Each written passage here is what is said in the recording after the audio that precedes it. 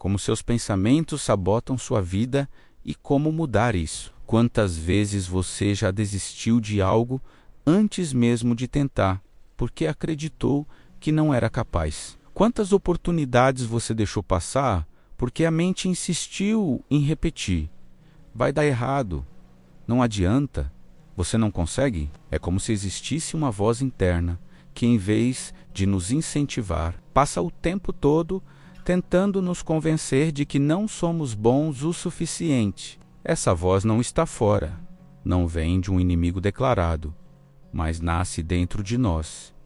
E, por mais convincente que pareça, ela não é a verdade. A mente tem um poder imenso de criar narrativas, algumas nos fortalecem, mas outras nos prendem em um ciclo silencioso de autossabotagem. São pensamentos automáticos que surgem sem permissão. Ninguém vai me amar de verdade. Eu vou falhar como sempre. Não sou merecedor de coisas boas. No começo parecem apenas frases, mas, quando acreditamos nelas, moldam nossas escolhas, influenciam nosso comportamento e, no fim, criam a realidade que temíamos. A psicologia explica esse fenômeno como distorções cognitivas, formas distorcidas de interpretar o mundo que reforçam medos e inseguranças. Já a espiritualidade nos lembra que esses pensamentos são a voz do ego, tentando nos manter presos em velhos padrões de dor. O problema não é que os pensamentos existam menos, eles sempre vão surgir, mas sim acreditar neles como se fossem verdades absolutas. O resultado é uma vida encolhida, onde cada passo parece arriscado demais e cada desejo é silenciado pelo medo. Mas existe um outro caminho, um caminho que começa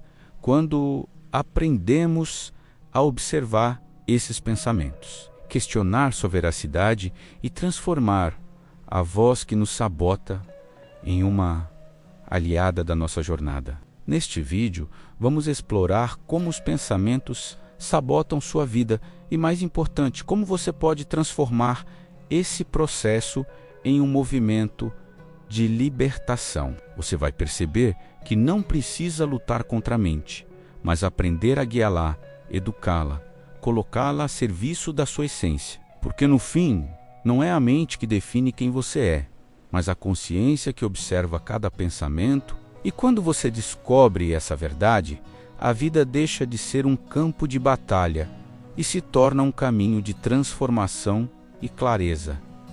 A mente como campo de batalha, dentro de cada um de nós existe um espaço invisível, onde as batalhas mais intensas acontecem. Não são guerras externas, com armas e soldados, mas conflitos silenciosos que determinam como vivemos, sentimos e escolhemos. Esse espaço é a mente. É nela que nascem os pensamentos que podem nos fortalecer ou nos destruir, que podem abrir portas ou nos manter paralisados. Por isso, compreender que a mente é um verdadeiro campo de batalha é o primeiro passo para entender como nossos pensamentos sabotam nossa vida.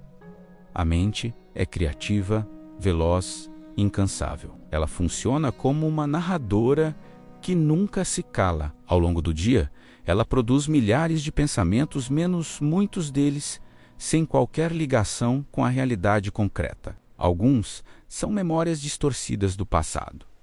Outros são projeções ansiosas do futuro.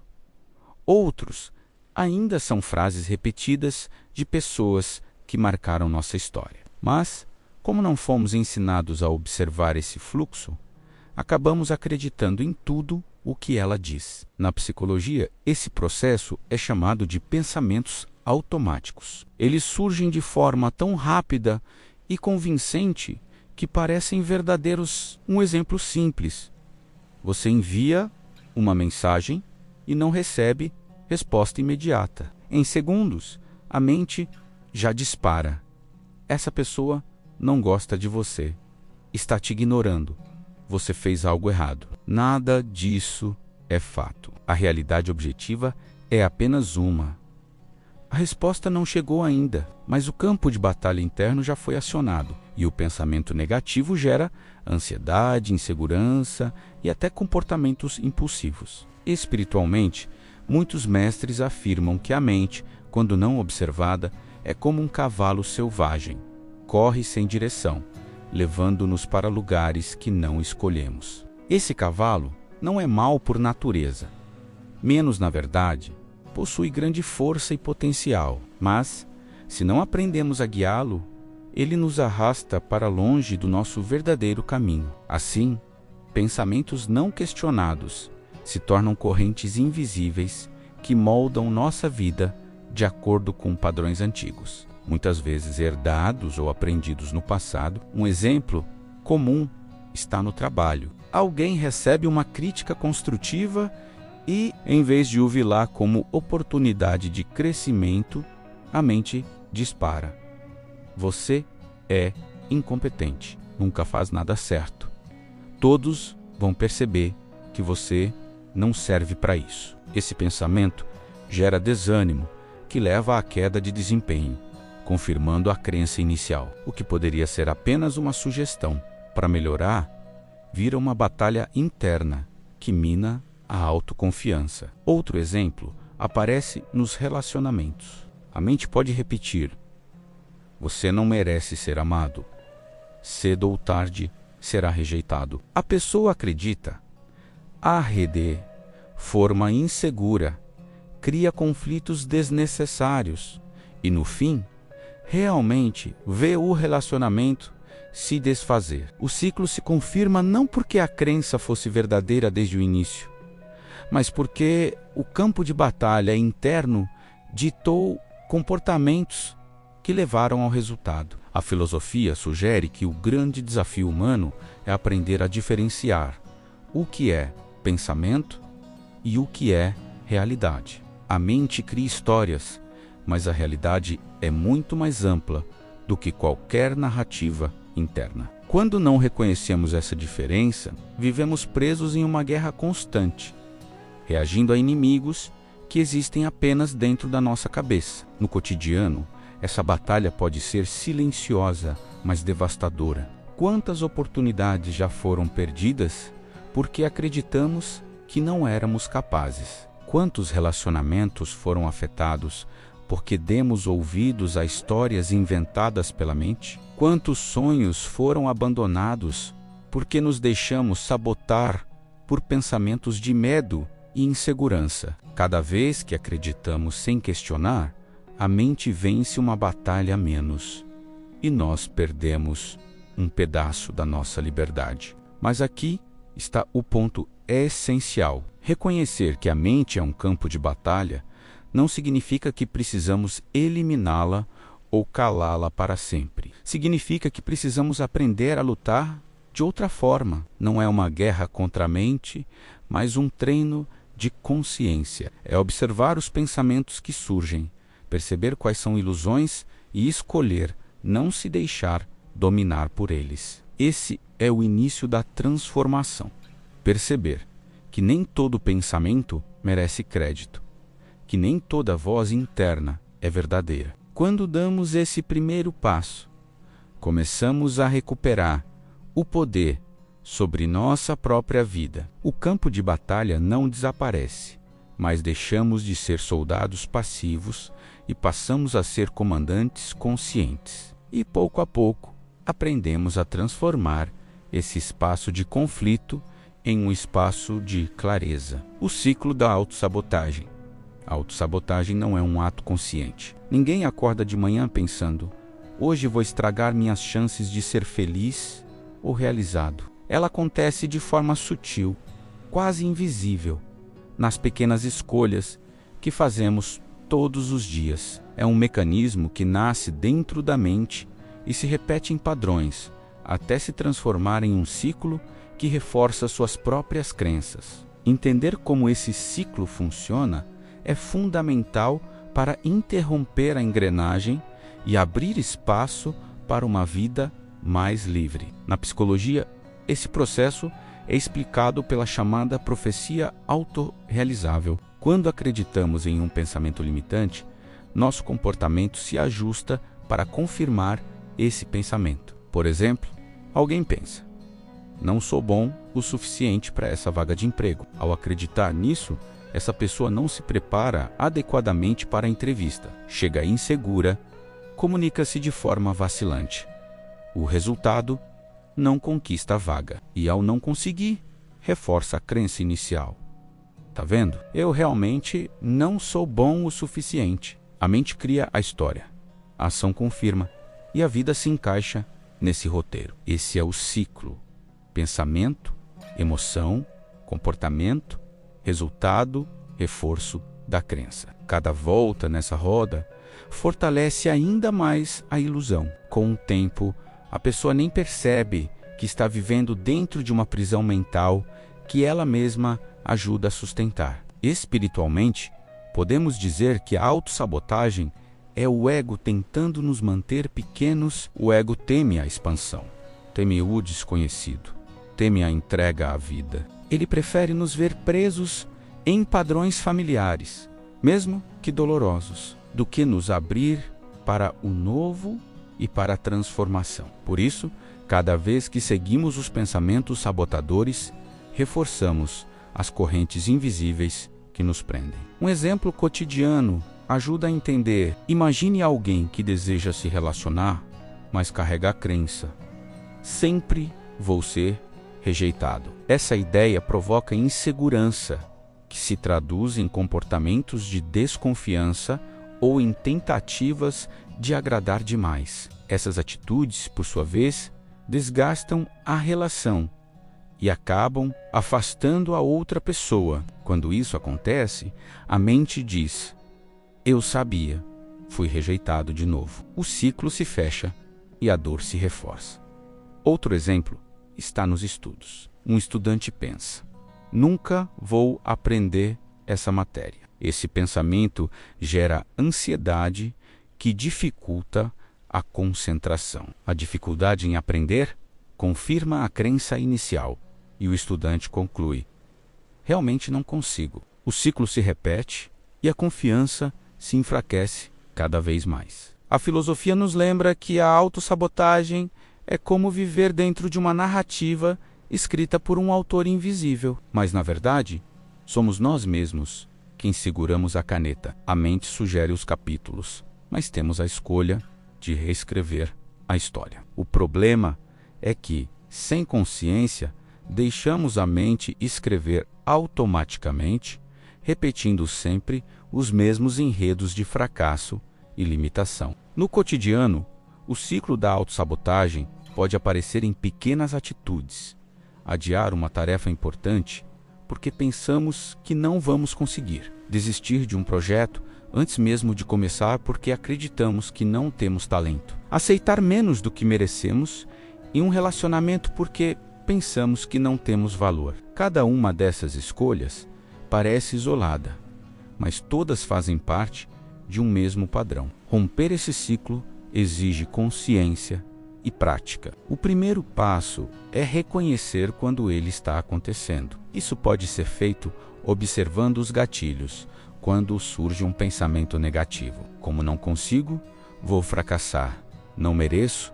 Podemos parar e perguntar: esse pensamento é um fato ou apenas uma suposição da minha mente? Essa simples pausa já enfraquece a engrenagem. Espiritualmente, romper o ciclo significa entregar menos poder ao ego e mais confiança à alma. Significa lembrar que somos mais do que nossas crenças limitantes, que existe em nós uma sabedoria silenciosa que não precisa de provas para existir. Quando nos conectamos com essa dimensão, conseguimos agir de forma diferente, mesmo que a mente tente nos puxar para os velhos padrões. Com o tempo, ao praticar novas escolhas, criamos novos registros internos. Cada vez que enfrentamos um medo e damos um passo, mesmo pequeno, estamos provando a nós mesmos que a história pode ser reescrita. E cada vitória, por menor que pareça, é uma rachadura no muro da autossabotagem. Pouco a pouco, o muro desmorona e a vida se abre em novas possibilidades. No fim, o ciclo da autossabotagem só se mantém enquanto acreditamos que os pensamentos limitantes são verdades inquestionáveis. Quando aprendemos a questionar, a pausar e a agir de forma diferente, descobrimos que somos maiores do que a voz que tenta nos diminuir. E é nessa consciência que começa a verdadeira transformação.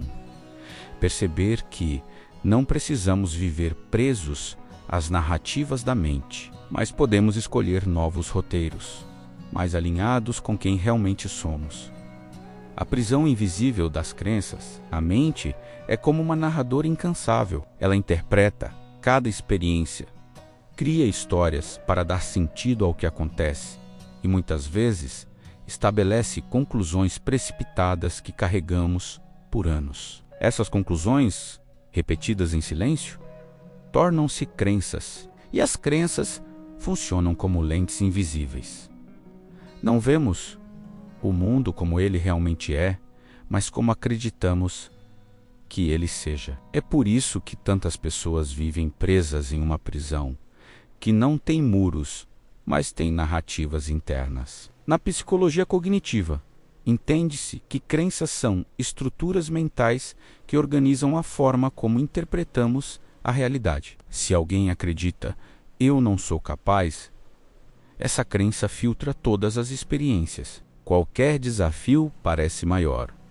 Qualquer erro é visto como confirmação de incapacidade. O mundo externo pode até oferecer provas contrárias, elogios, conquistas, resultados positivos, mas a mente, guiada por essa lente, distorce tudo para confirmar a história que já aceitou como verdadeira. Espiritualmente, essas crenças limitantes são como véus que cobrem nossa essência. A alma, em sua natureza, é livre, abundante e criativa. Mas, quando a mente insiste em repetir velhos roteiros de dor, é como se colocássemos camadas e mais camadas sobre essa verdade interior. O resultado é que passamos a viver identificados não com quem somos, mas com as histórias que aprendemos a acreditar.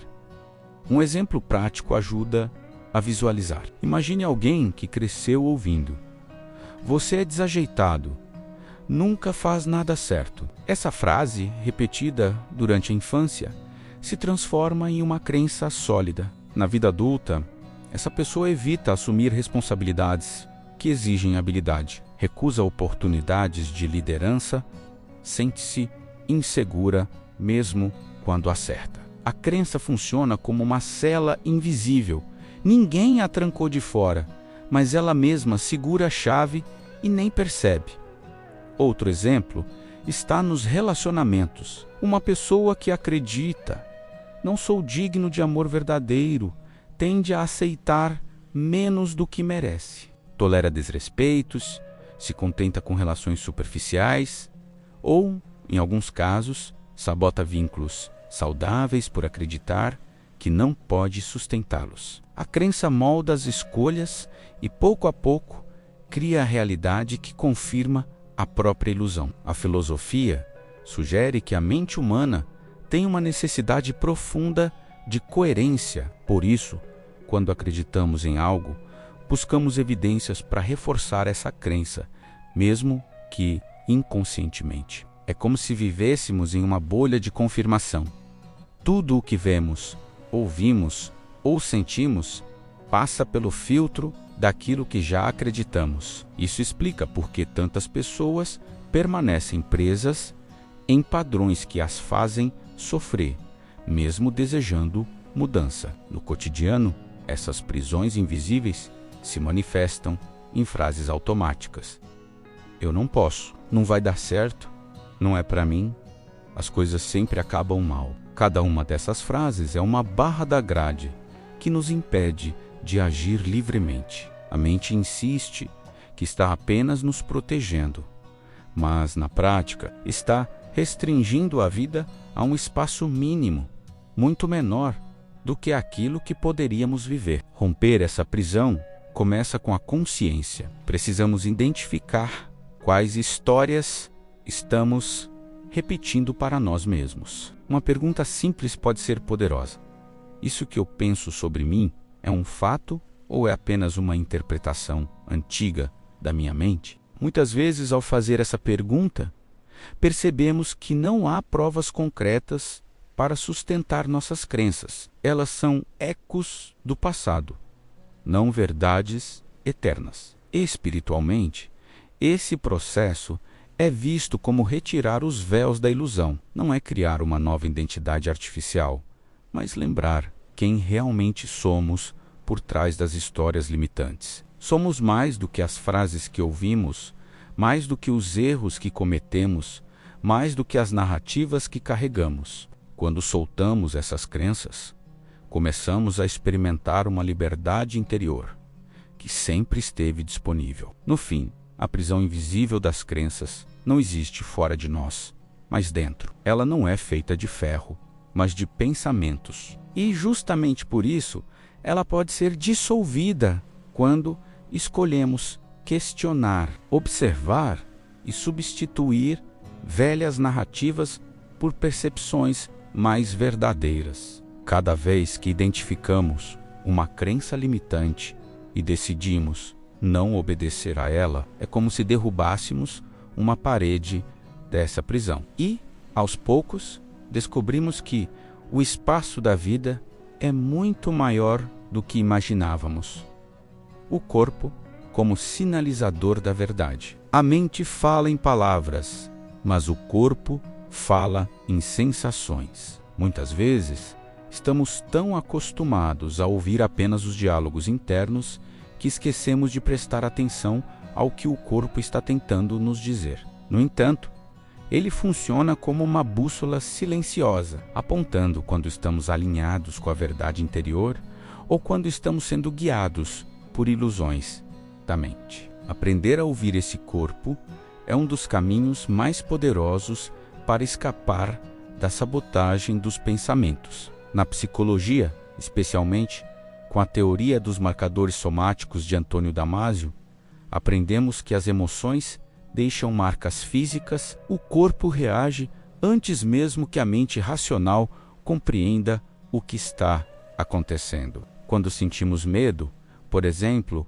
a respiração encurta, os músculos se contraem, o coração acelera. Quando sentimos segurança ou estamos alinhados com algo que faz sentido, o corpo se expande, relaxa, respira mais profundamente. É como se o corpo fosse um radar capaz de identificar se estamos diante de uma ameaça real ou de uma ilusão criada pela mente. Espiritualmente, o corpo é visto como o templo da alma. Ele não mente, ele não inventa histórias, nem cria justificativas. Ele apenas responde. Se um caminho está de acordo com a sua essência, o corpo envia sinais de leveza, abertura, serenidade. Se não está, envia sinais de tensão, contração, mal-estar. Esses sinais muitas vezes são sutis, mas sempre estão presentes. A dificuldade é que, na correria do dia a dia, raramente paramos para escutá-los. Um exemplo prático pode esclarecer. Imagine alguém prestes a aceitar um convite para um novo trabalho. A mente cria um turbilhão. Essa é uma oportunidade imperdível. Mas e se você falhar? E se não se adaptar? E se perder tudo o que conquistou? Em meio ao barulho mental, o corpo oferece pistas. Se ao pensar nessa possibilidade, há um relaxamento nos ombros, uma respiração mais calma, mesmo diante do medo, isso pode ser um sinal de que há alinhamento. Mas, se surge um nó no estômago, aperto no peito e insônia, talvez não seja apenas ansiedade, mas um aviso de que algo não está em harmonia. Outro exemplo está nos relacionamentos. A mente pode dizer: essa pessoa é ideal, você não pode perder essa chance. Mas ao estar junto dela, o corpo mostra inquietação constante, sensação de andar em alerta, músculos tensos. Esse desconforto revela que, apesar das justificativas racionais, algo não está certo. O contrário também acontece.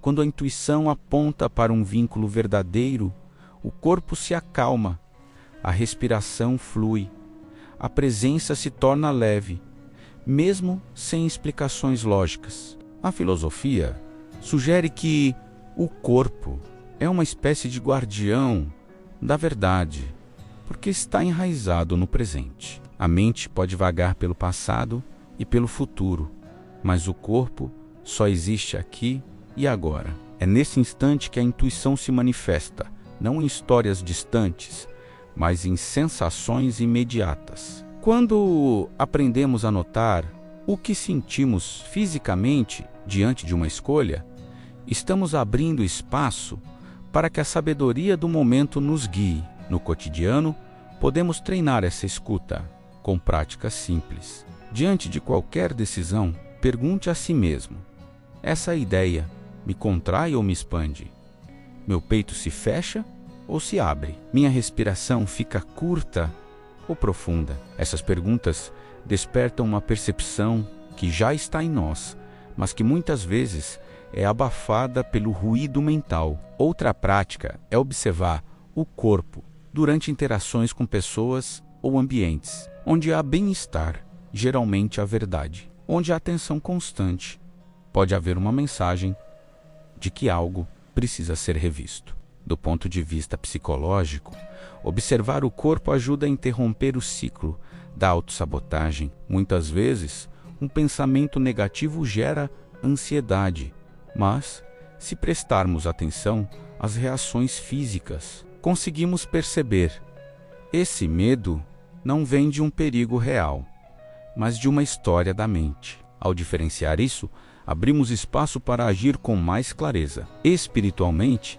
essa escuta do corpo é uma forma de reconexão com a alma. A intuição raramente chega em palavras, mas quase sempre se manifesta como uma sensação de paz silenciosa. É como se o corpo fosse o canal através do qual a vida nos envia mensagens. Para ouvi-las, precisamos cultivar presença, desacelerar, observar. Com o tempo, percebemos que o corpo não é apenas um veículo, mas um aliado. Ele guarda sinais claros que nos ajudam a diferenciar quando estamos sendo guiados pelo medo ou pela intuição. E, quanto mais aprendemos a ouvi-lo, menos espaço damos para que os pensamentos sabotadores assumam o comando. No fim, o corpo é um mestre silencioso. Ele não faz discursos, não cria teorias, não nos enche de dúvidas. Ele apenas mostra, através de sensações, o que é verdadeiro para nós. Quando aprendemos a confiar nessa linguagem, descobrimos que a mente já não tem tanto poder para nos enganar, porque a verdade não precisa ser pensada, ela pode ser sentida, ressignificando a voz interna. Se existe uma voz dentro de nós que insiste em repetir críticas, julgamentos e limitações, também existe a possibilidade de transformar essa voz em algo diferente. A mente não vai deixar de falar, mas podemos mudar a forma como respondemos a ela. Essa é a arte de ressignificar a voz interna. Deixar de vê-la como uma inimiga absoluta e começar a educá-la, transformando frases que antes nos paralisavam em mensagens que nos fortalecem. A psicologia cognitiva explica que os pensamentos automáticos podem ser questionados e reestruturados. Isso significa que, ao invés de aceitar uma frase como "eu nunca consigo", podemos perguntar: isso é um fato ou apenas uma generalização da minha mente? Ao perceber que não há provas concretas, podemos substituir por algo mais realista e encorajador, como: eu ainda não consegui, mas estou aprendendo. Essa simples mudança altera toda a experiência emocional, diminuindo a ansiedade e fortalecendo a autoconfiança. Espiritualmente, ressignificar a voz interna é como mudar a frequência de uma estação de rádio. Antes, estávamos sintonizados apenas no canal do medo e da escassez. Ao percebermos que podemos girar o dial, encontramos outra estação, a da intuição, da confiança, da presença. A mente continua transmitindo, mas agora temos a liberdade de escolher qual mensagem queremos ouvir com mais atenção. Um exemplo prático ajuda a ilustrar. Imagine alguém prestes a fazer uma apresentação importante. A mente dispara. Você vai travar, vai se humilhar, ninguém vai te levar a sério. Esse diálogo interno gera ansiedade e aumenta as chances de que o medo realmente se manifeste. Mas, ao ressignificar, a pessoa pode dizer a si mesma: eu estou nervoso porque isso é importante para mim, mas já me preparei e vou dar o meu melhor. A emoção não desaparece por completo, mas a experiência se torna mais leve e a probabilidade de sucesso aumenta. Outro exemplo está nos relacionamentos. A mente pode repetir: você não merece amor verdadeiro, vai ser abandonado. Ao ressignificar, a pessoa pode pensar: eu vivi experiências de abandono, mas isso não define meu valor. Eu mereço relações saudáveis e vou me permitir viver isso. Essa mudança não é apenas teórica. Ela cria espaço para novas escolhas, para se abrir a vínculos mais autênticos. A filosofia sugere que a forma como narramos a própria vida molda nossa percepção do mundo. Somos, em grande parte, os autores da história que contamos para nós mesmos. Ressignificar a voz interna é reescrever essa narrativa, não para negar a realidade, mas para reconhecê-la sob outra perspectiva, mais ampla, mais justa, mais verdadeira. No cotidiano, essa prática pode ser treinada de maneira simples. Uma técnica útil é o diário da voz interna. Nele, você registra frases sabotadoras que surgem ao longo do dia e, logo ao lado, escreve uma ressignificação possível. Por exemplo, pensamento: vou fracassar nesse projeto. Ressignificação: esse projeto é um desafio, mas também uma oportunidade de crescimento. Eu posso aprender durante o processo. Com o tempo, esse exercício reprograma a mente, mostrando que há sempre outra forma de interpretar a realidade. Do ponto de vista espiritual, ressignificar também é um ato de compaixão consigo mesmo. É tratar a própria mente como trataríamos uma criança assustada, em vez de repreender ou acreditar em tudo o que ela diz. Podemos acorrelar e oferecer uma visão mais amorosa. Essa postura muda não apenas a forma como pensamos, mas também como sentimos e agimos no mundo. Com a prática, a voz interna deixa de ser apenas um crítico severo e pode se transformar em um guia mais equilibrado. Não significa que os pensamentos negativos nunca mais aparecerão, mas que já não terão o mesmo poder. Porque ao ressignificar, mostramos à mente que existe uma escolha. E, cada vez que escolhemos uma interpretação mais verdadeira e amorosa, damos um passo em direção a uma vida mais livre da autossabotagem. No fim, ressignificar a voz interna não é negar o que sentimos, mas aprender a olhar de outra forma. É escolher frases que nos ajudem a crescer, em vez de nos encolher. É lembrar que a mente fala, mas não comanda sozinha. E, quando aprendemos a responder de forma consciente, transformamos o que antes era sabotagem em sabedoria. Pequenas vitórias contra a mente sabotadora. A mente que sabota não costuma ser vencida em grandes batalhas de uma vez por todas. Tentar derrubá-la de forma definitiva é como enfrentar uma tempestade com as próprias mãos. Não há como parar o vento, mas há como aprender a se posicionar diante dele.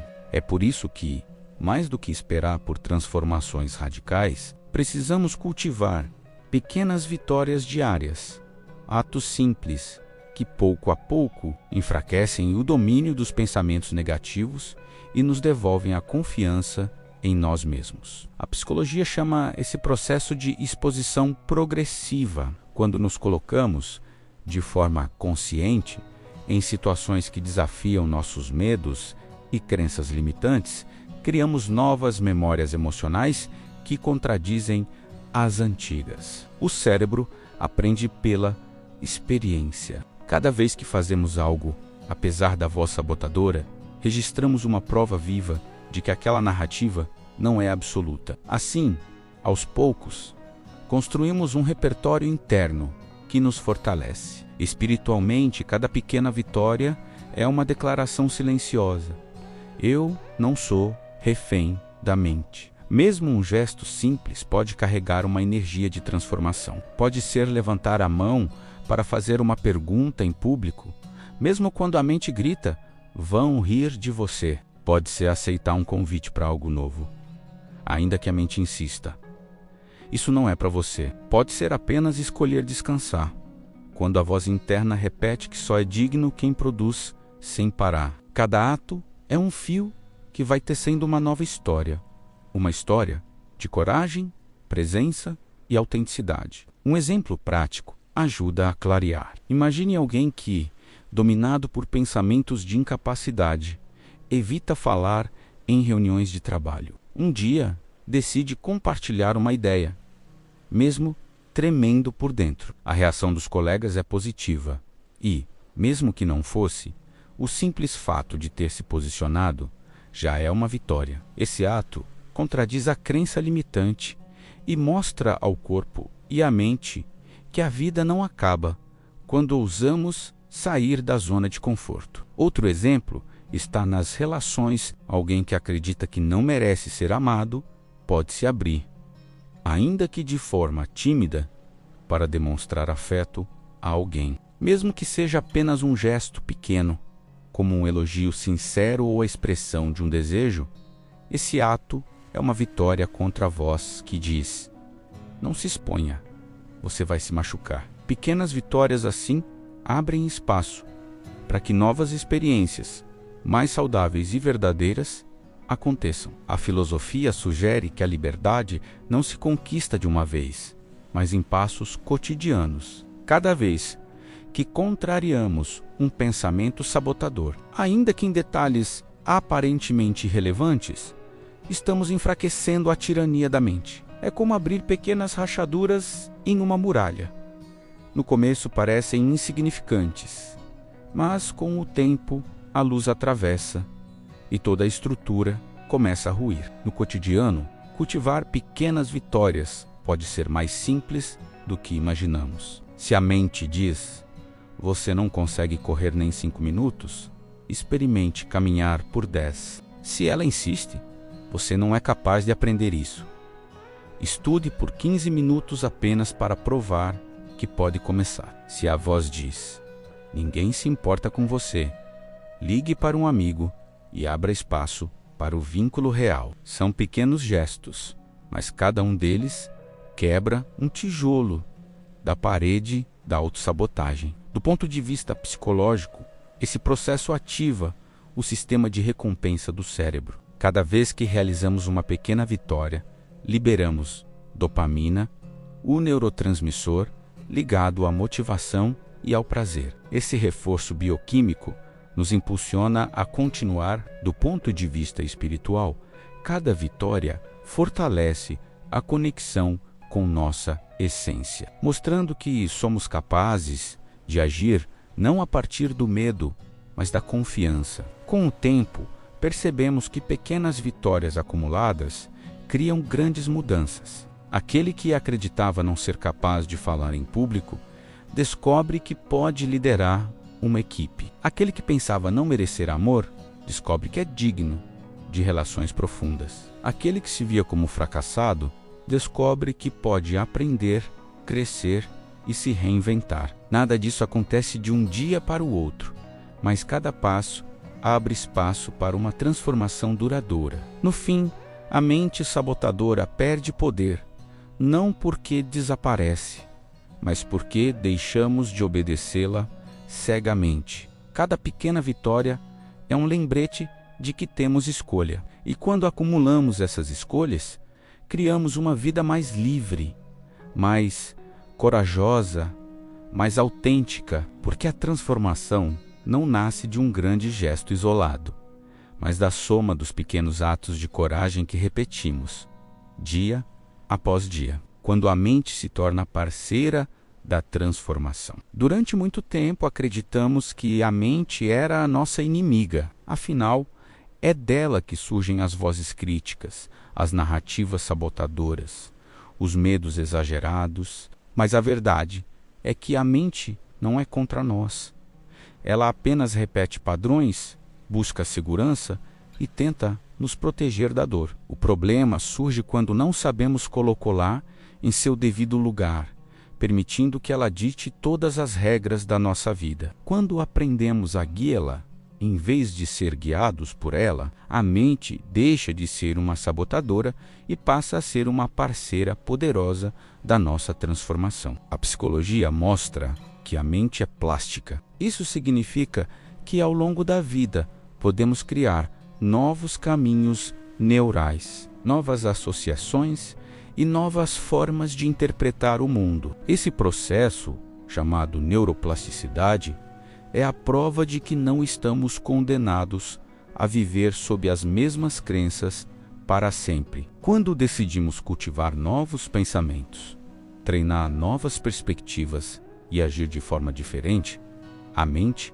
se adapta, ela aprende a servir aos nossos propósitos mais profundos, em vez de manter os antigos roteiros de limitação. Espiritualmente, podemos entender a mente como uma ferramenta da alma. Sozinha, ela busca sobrevivência, repetição, controle. Mas, quando colocada a serviço da intuição, ela organiza, planeja e transforma inspirações em ações concretas. É como um rio, pode transbordar e destruir, mas, se canalizado, irriga campos e gera vida. A mente, canalizada pela consciência, se torna um instrumento de criação e expansão. Um exemplo prático. Imagine alguém que deseja escrever um livro. Se deixar a mente agir sozinha, ela dirá: "Você não tem talento, ninguém vai se interessar, é perda de tempo." Mas, ao assumir o comando, essa pessoa pode direcionar a mente para organizar ideias, estruturar capítulos, pesquisar referências. A mesma mente que antes sabotava agora se torna uma aliada, transformando um desejo em realização concreta. Outro exemplo está na saúde. Uma pessoa que acredita: "Nunca vou conseguir mudar meus hábitos", pode usar a mente de forma negativa, reforçando a autossabotagem. Mas, ao ressignificar, pode começar a usar a mente para planejar pequenas metas, criar lembretes, visualizar o progresso. Assim, a mente deixa de alimentar o fracasso e passa a sustentar a mudança. A filosofia sugere que o ser humano encontra liberdade quando consegue equilibrar razão e intuição. A mente, sozinha, é como um general sem exército. Planeja, mas não sente. A intuição, sozinha, é como um sopro sem direção.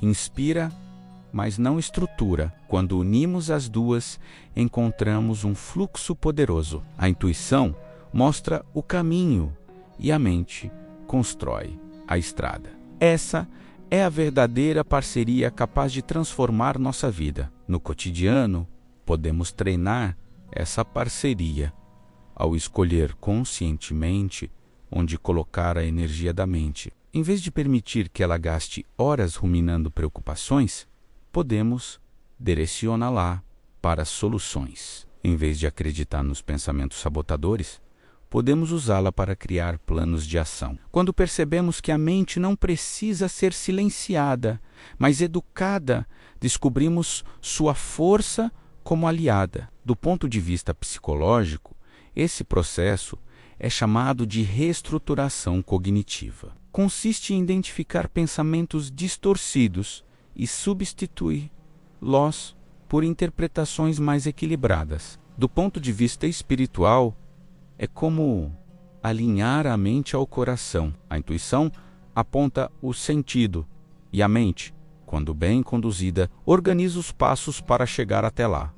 Com o tempo, percebemos que a mente não precisa ser combatida, mas guiada. Quando a tratamos como parceira, ela deixa de criar prisões e passa a construir pontes. Ela pode nos lembrar de compromissos importantes, ajudar a aprender novas habilidades, estruturar projetos, apoiar decisões conscientes. Em vez de um campo de batalha, a mente se torna um terreno fértil, onde a consciência planta sementes que podem florescer. No fim, transformar a mente em parceira é uma escolha diária. É reconhecer quando ela está tentando sabotar e redireciona-la para colaborar. É lembrar que não precisamos ser escravos dos pensamentos, mas podemos escolher como utilizá-los. E, quando fazemos essa escolha, a mente deixa de ser um obstáculo e passa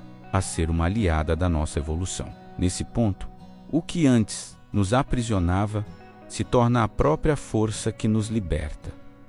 O papel do silêncio e da presença. Se existe uma força capaz de desarmar a mente sabotadora, essa força é o silêncio. Em um mundo barulhento, onde somos bombardeados por informações, expectativas e distrações, aprendemos a viver quase sempre no ruído. A mente aproveita esse excesso para se fortalecer, repetindo narrativas, criando preocupações e projetando cenários de medo. O silêncio, por outro lado, é como um bálsamo que enfraquece esse barulho interno e nos reconecta com o que realmente importa, a presença. Na psicologia, práticas como a atenção plena mostram que a simples habilidade de voltar ao agora pode reduzir drasticamente a força dos pensamentos automáticos.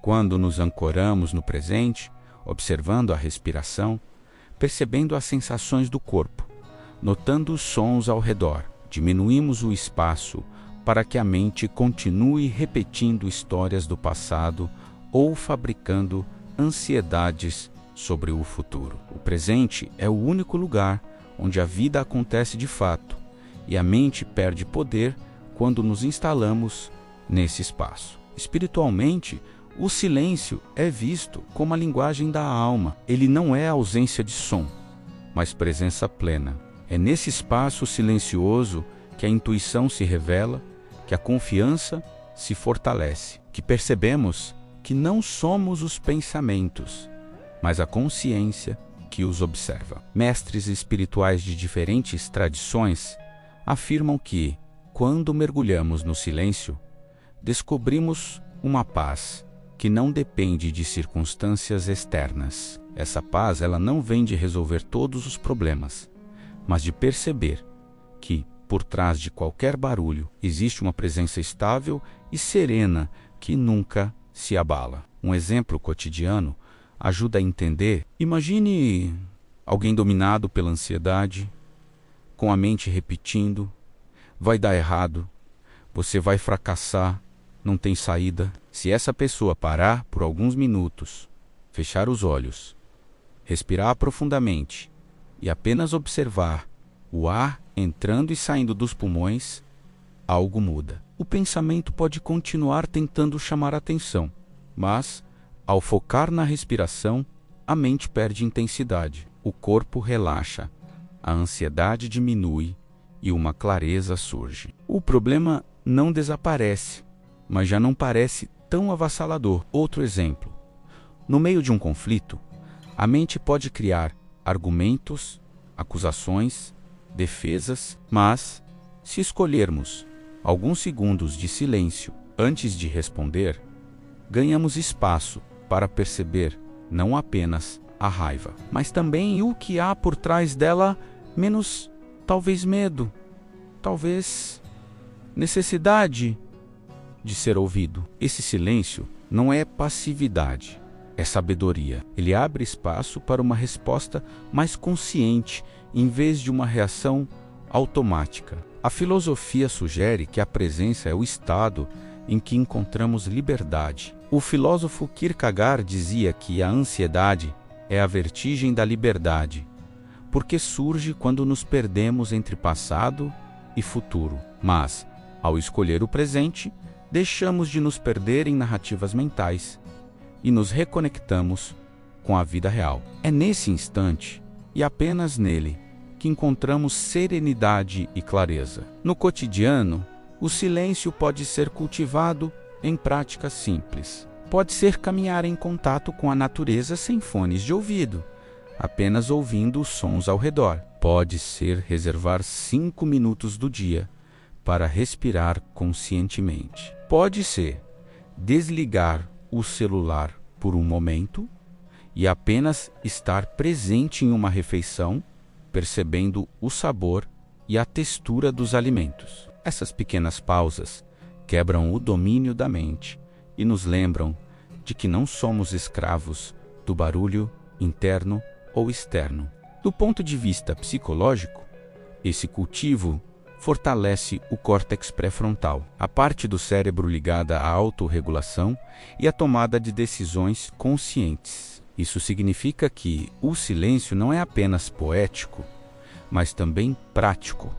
Ele literalmente reestrutura a forma como pensamos e sentimos. Do ponto de vista espiritual, é como se o silêncio nos devolvesse a essência. É nele que percebemos que, além das vozes internas, existe algo maior, um espaço de clareza que sempre esteve presente. Com o tempo, o silêncio deixa de ser apenas uma prática e se torna um estado de ser. Mesmo no meio da correria, podemos acessar pequenos instantes de presença.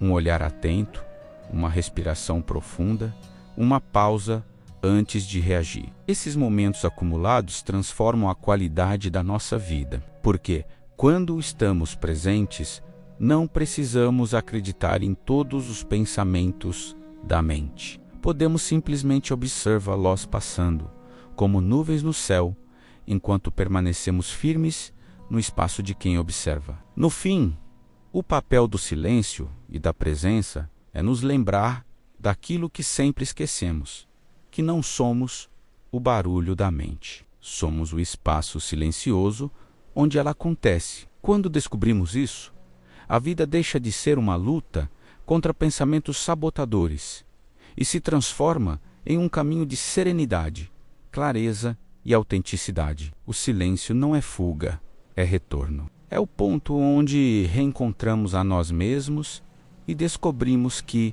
por trás de qualquer ruído, já existe uma paz que nada pode destruir. Viver além das histórias da mente. A mente é uma contadora de histórias incansável. Ela nunca para. Acordamos e já estamos ouvindo suas narrativas. Você tem muito a fazer. Não vai dar tempo. A vida é difícil.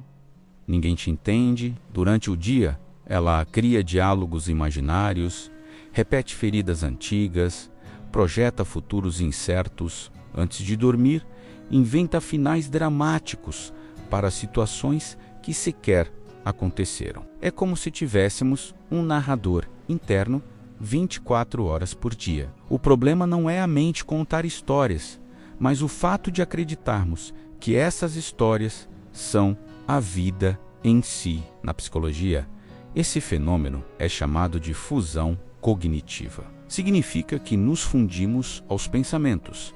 Tratamos cada frase mental como se fosse a realidade. Se pensamos, eu sou um fracasso, sentimos isso como uma verdade absoluta, mesmo que as evidências mostrem o contrário. Viver além das histórias da mente é aprender a separar o que é narrativa interna do que é realidade externa. É perceber que podemos ter pensamentos sem precisar nos identificar com eles. Espiritualmente, esse aprendizado é um despertar. Mestres de várias tradições ensinam que a mente é como uma tela onde pensamentos surgem e desaparecem, mas que nossa essência não é a tela, nem os pensamentos, mas a consciência que observa. É quando descobrimos que somos maiores do que qualquer narrativa, menos que nossa identidade. Não se resume a sou bom ou sou ruim, sou capaz ou sou incapaz. Somos algo que existe antes das palavras, antes das crenças, antes das histórias. Um exemplo cotidiano. Imagine alguém que pensa constantemente: eu não sou amado. Esse pensamento pode gerar tristeza profunda, isolamento e até depressão. Mas, ao aprender a observar o pensamento, em vez de se identificar com ele, essa pessoa pode perceber: esse é apenas um pensamento, não é a verdade absoluta. Ao olhar ao redor, pode encontrar evidências de carinho em gestos simples. Um amigo que manda mensagem, um familiar que se preocupa, até um estranho que sorri na rua. A vida real mostra nuances que a mente, com sua narrativa fixa, insiste em ignorar. Outro exemplo: alguém que pensa: vou fracassar antes de cada novo projeto. Se acredita nisso, desiste antes de começar, ou age com tanta insegurança que acaba confirmando o medo. Mas ao perceber que esse é apenas um roteiro mental repetido, essa pessoa pode dar o primeiro passo mesmo com medo. E, ao agir, descobre que a vida não se resume à história da mente. Descobre que pode aprender, melhorar, tentar de novo. A narrativa perde força porque a experiência concreta mostra outra realidade. A filosofia sugere que viver além das histórias da mente é viver de forma mais autêntica. Quando paramos de acreditar em tudo o que pensamos, abrimos espaço para sentir, experimentar e criar sem as amarras do roteiro interno. Deixamos de ser reféns de um narrador repetitivo e nos tornamos autores conscientes da nossa própria história. Não significa controlar cada detalhe, mas escolher viver em sintonia com o que é real, não apenas com o que é contado pela mente. No cotidiano, podemos treinar esse olhar com práticas simples. Ao surgir um pensamento negativo, podemos perguntar: isso é a vida acontecendo ou é apenas uma história que minha mente está criando? Essa pergunta já abre um espaço de liberdade. Outra prática é observar o pensamento como se fosse uma nuvem.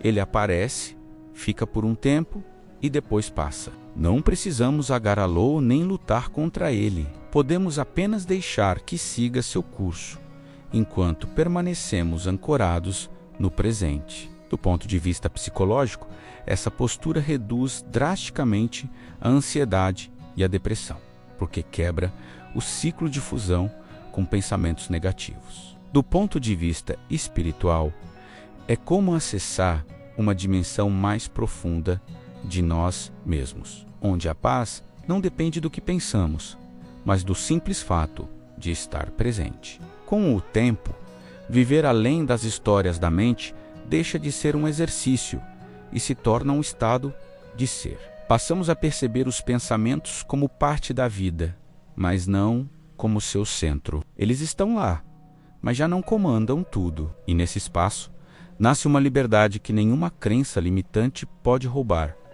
A liberdade de ser quem somos, sem precisar obedecer ao roteiro da mente. No fim, viver além das histórias da mente é viver de forma mais plena, mais verdadeira e mais livre. É reconhecer que os pensamentos podem até contar histórias, mas a vida real acontece no silêncio da presença, no instante em que respiramos, no gesto simples de estar aqui e agora. É nesse espaço que encontramos clareza, paz e autenticidade. Porque quando paramos de acreditar em todas as histórias da mente, descobrimos que a vida é muito maior, mais rica e mais bonita do que qualquer narrativa poderia descrever. Você não precisa lutar contra cada pensamento que aparece na sua mente. Essa é uma guerra perdida, porque a mente nunca deixará de produzir histórias, mas você pode escolher não acreditar em todas elas. Pode decidir ouvir com mais atenção a sua intuição. Pode observar os pensamentos como nuvens passageiras, em vez de trotelós como verdades eternas. A autossabotagem acontece quando damos poder absoluto à voz interna que nos critica, que nos limita, que insiste em nos manter presos ao medo. A transformação começa quando reconhecemos que essa voz existe, mas não somos obrigados a obedecê-la. A cada pequeno ato de coragem, a cada escolha feita com consciência, enfraquecemos o domínio da mente sabotadora e fortalecemos a confiança em nós mesmos. Lembre-se, a mente pode ser um campo de batalha, mas também pode se tornar uma aliada poderosa. Quando guiada pela consciência, ela organiza, planeja, cria, constrói. Não é sobre calar a mente, mas sobre ensine-la a servir a sua essência. Porque no fundo, você já é mais do que qualquer narrativa interna. Você é a consciência que observa, é a sabedoria silenciosa que habita em você desde sempre. A vida começa a mudar quando paramos de acreditar que somos apenas nossos pensamentos. Você não é a história de fracasso que sua mente conta, nem os medos que ela projeta. Você é a presença que pode escolher novos caminhos, mesmo com a mente dizendo o contrário. E quando escolhe confiar nessa presença, descobre que a vida é muito maior do que as prisões invisíveis da autossabotagem. Que este seja um convite para você se lembrar, sempre que um pensamento sabotador aparecer. Ele é apenas uma voz. Você tem o poder de observar, ressignificar e transformar. E nesse gesto simples está o começo de uma vida mais livre, mais autêntica e mais verdadeira.